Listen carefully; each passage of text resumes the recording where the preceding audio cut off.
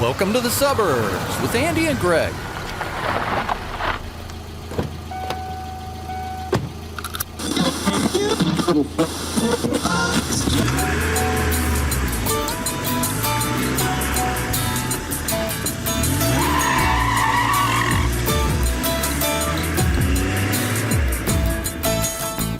You know, I worked with Polka Boy for 20 plus years. Yeah. And one of the accordion players was a male nurse, and he would volunteer at a memory care facility.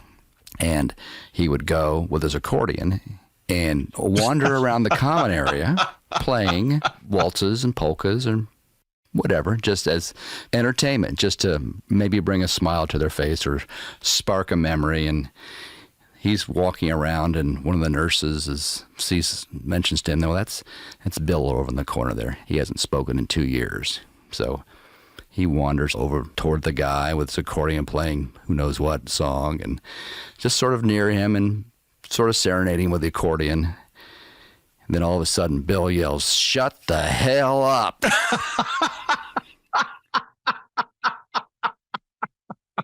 And the nurses are like, "Oh, it's a miracle. He can speak." Oh, man, that is priceless. True story. You know, the beautiful thing about that is as somebody who's been a performer for more than half of his life, probably, you got to let that roll off. It's like not a comment on your abilities. It's just this dude being this dude. Correct. It was just an epiphany for the staff to hear this guy said something. I could just see him nestling up to him with his accordion, just sort of in a serenading sort of banter, and the guy just finally snapped. Oh my God, that made my day. That is hilarious. We've got a neighbor 2 doors down in Indy whose mom and dad both have dementia, and her mom has Lewy body dementia like my mom has, and she's been dying to talk to me. You know, she's a good neighbor to have, and she's friends with my wife, and I find her just annoying like you can't even imagine. You ask who the CEO is of our little collective here, and my sister desperately wants to be in charge. Well, in the neighborhood, her name is Marie, and Marie wants to be in charge, to the point where she created a crime watch group and elected herself president of the crime watch group. Is this like a Mrs. Kravitz type nosy neighbor? Completely like that. 100% spot on in your assessment of Marie. Yes. Peeking out the window. Yes. And so we would get questions from her, and she wanted me to be a Facebook friend, and I absolutely refuse, because she'll call, and she can't do it now because we don't have a landline anymore. But she would call our house and say, "Greg, it's Marie. Hey." And that's exactly like, I don't do too many impressions that are spot on impressions. That's Marie right there. I can do my father-in-law. "I can't take it anymore. If there is one more person driving past my house past 7 p.m. I mean, that's him. That's like a spot on Bill Miller. And Greg, Marie. Couldn't be any more condescending sounding. It is so condescending. Her husband is a networking guy, so you guys have something in common there. There you go. And his name is Ned. I think he wears pajamas to bed, and I'm pretty sure there's a pocket protector in his pajama top. And it's, you know, you can't name a person better when you think of the total geek, computer nerdy guy than Ned. I mean, you don't get a better name than that, do you? When you look up Ned in the dictionary, you see the guy with the pocket protector and probably tape around his glasses. In the middle. Right. That's him. She sees that my truck is home because I've been doing mom duty and now I'm home. And it's the weekend.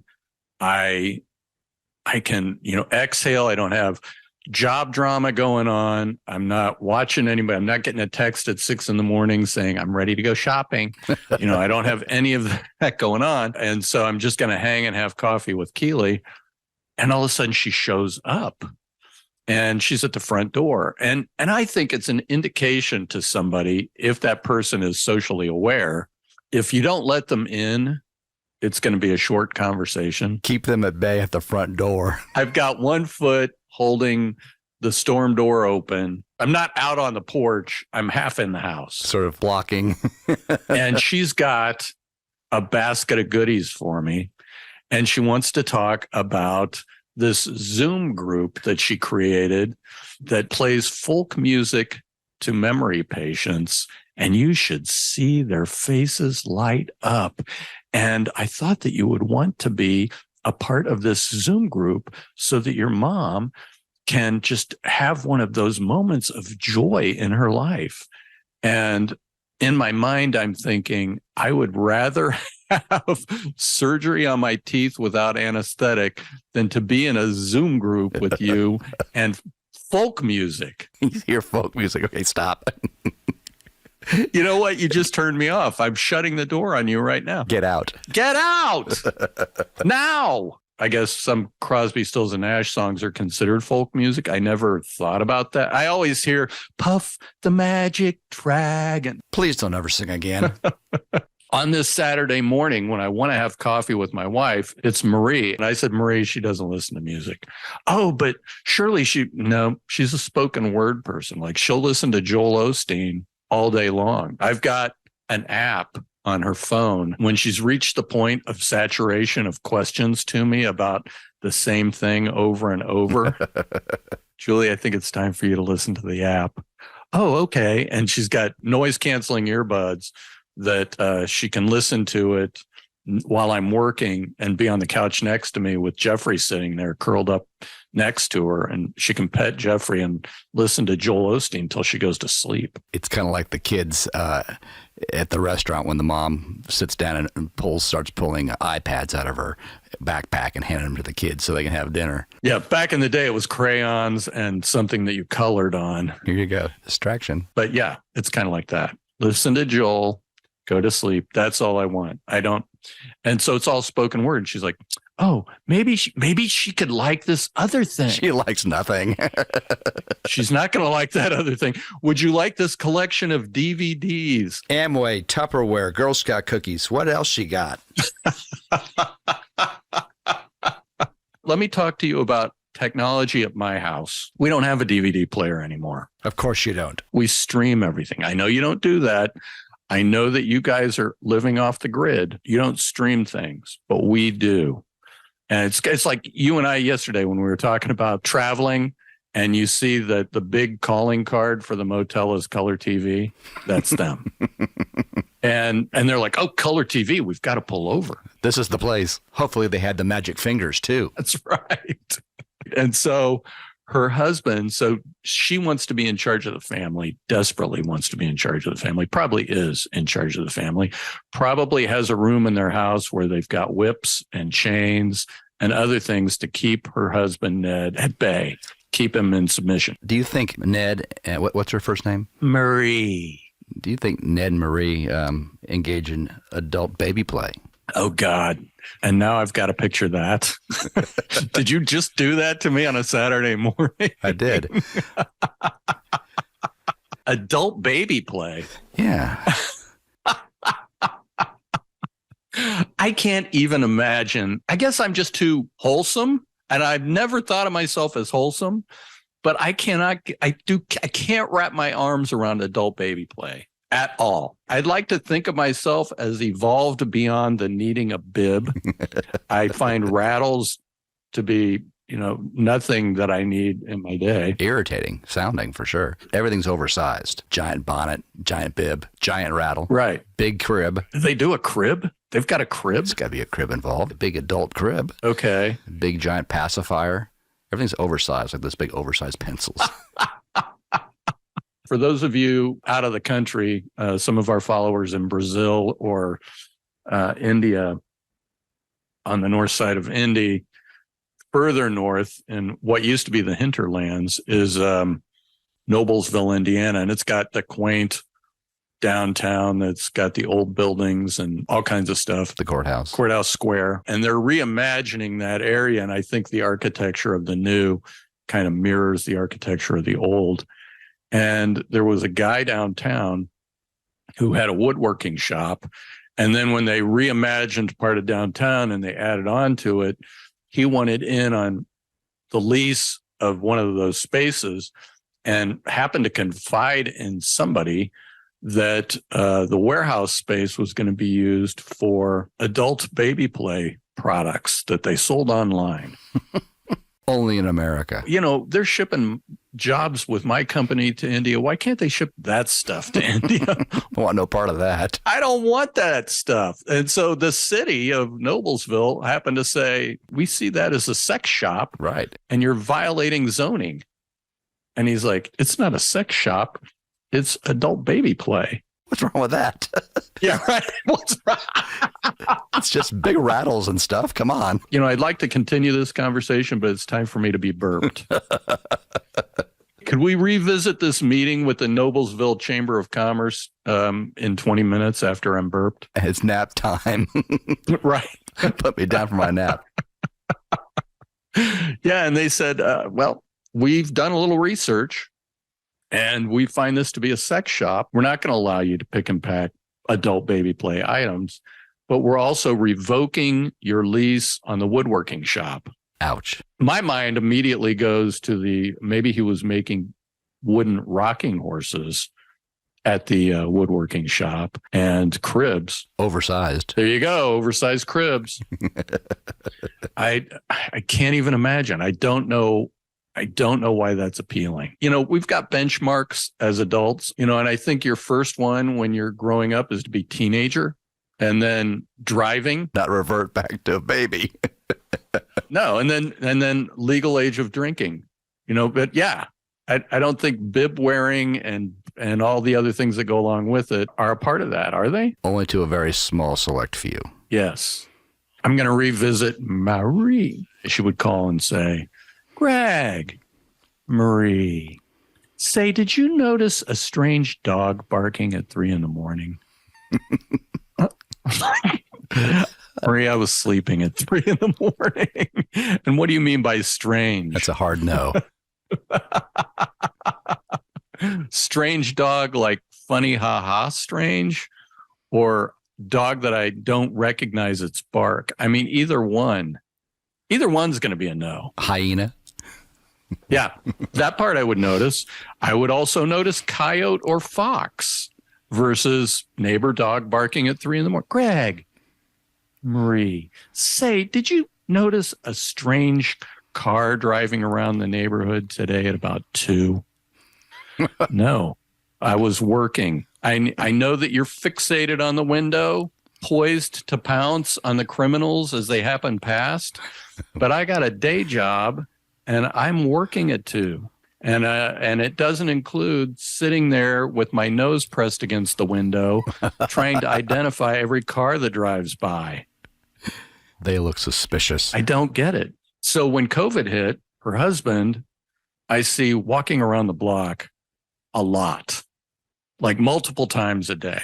And he's got this, like, you know, the picture of the caveman with like the, whatever it is, deerskin skirt on, and like he's holding a club with the nails. You know that? Yeah, right, or a spear, right.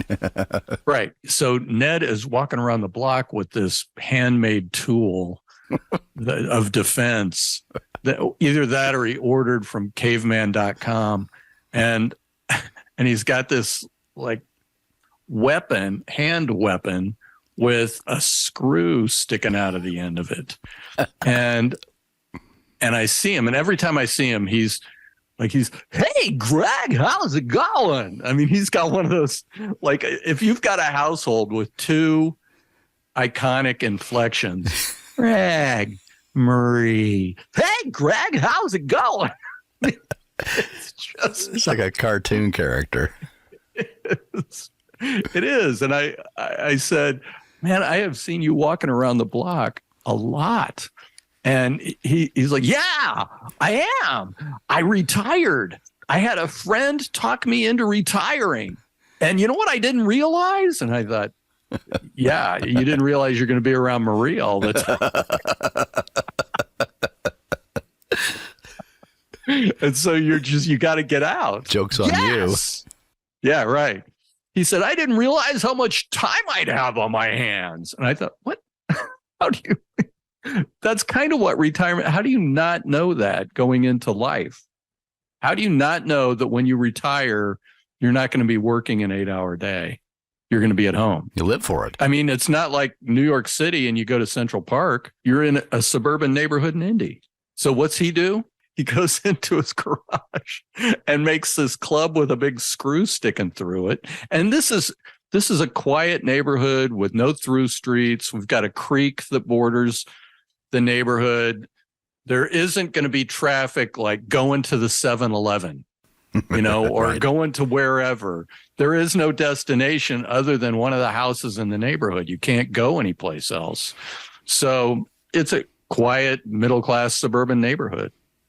So I said, what's with the club? And he said, I got attacked by a dog and now I want protection. And so I sawed off a broom handle and put a screw through it. And now if the dog comes after me, I'm ready. And I thought, wow, okay. That's an interesting choice of weapon you got there. I'm taking this dog down. With a big screw in it. Yeah. I mean, if that dog comes after him, he's pining for the fjords after that. That's a cruel and unusual punishment for the dog. For a dog nipping at your heels. Yeah. Take him down with a sharp screw. I don't know about you, but when I was a kid, we had forts. Some of them we built. One of them, we kind of became squatters of a fort of older kids that kind of grew up and went to college, and we took over their fort. Like tree forts or ground fort? We took over the fort in somebody else's yard, like totally different people. Nobody related to us, but the main purpose of the fort, looking at Playboys. Yeah. I get it. Yeah. And so we had it down. It was a shingled roof type fort with windows, and you could see if anybody was coming. And all the Playboys were in a weatherproof container, but we knew some of the dads in the neighborhood who took delivery of Playboy and when it delivered. And so we violated U.S. postal laws by going on a walk and stealing the Playboy from the mailbox. Oh, that's a federal offense, I do know that. I think we knew it then. at the time. But, that was back in the 70s when there was no internet. You couldn't look at naked women on the internet, and we were too young to look at them in real life. I think the women that the possibility existed, you didn't want to see naked, but the ones in the age range that we wanted to see naked, we were too young to do that. Fast forward to my mom's dating because my parents are divorced, and her date, her boyfriend, if that's kind of weird, that feels a little bit like adult baby play when I say it. What do you call that? Her partner, significant other, I guess. But they were just they were just kind of dating, learning. Yeah, do we like each other enough to take it to the next level?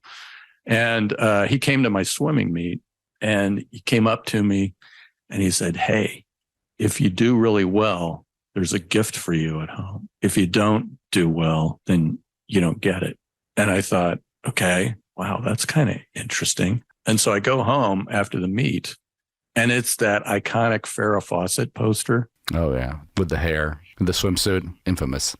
Supposedly sex was written in her hair. Do you remember that? I do not remember that. No. Yeah, supposedly subliminally they wrote in the curls and swerves of her hair, sex is written in there. And I looked at it, and, she was definitely that fantasy of a lot of guys. But I had this mental relationship with one of the centerfolds in the Playboy in the fort. And so I couldn't get into Farrah Fawcett because there was another woman that had my eye. You ain't doing it for me. Not my cup of tea. I had Alan Page, big NFL I think Minnesota Vikings guy. I had 3 NFL posters on my walls. Sadly, I had pictures of the monkeys on my walls. And Farrah Fawcett and the iconic poster ended up not being on the wall because I had this relationship with this centerfold going on in my mind. I just couldn't get into Farrah at the time. I will say this, that poster did make 2 very good points. Hi, this is Andy. If you enjoyed listening to our podcast, please be sure to subscribe and share. Remember, laughter is contagious. Help us spread it by telling a friend.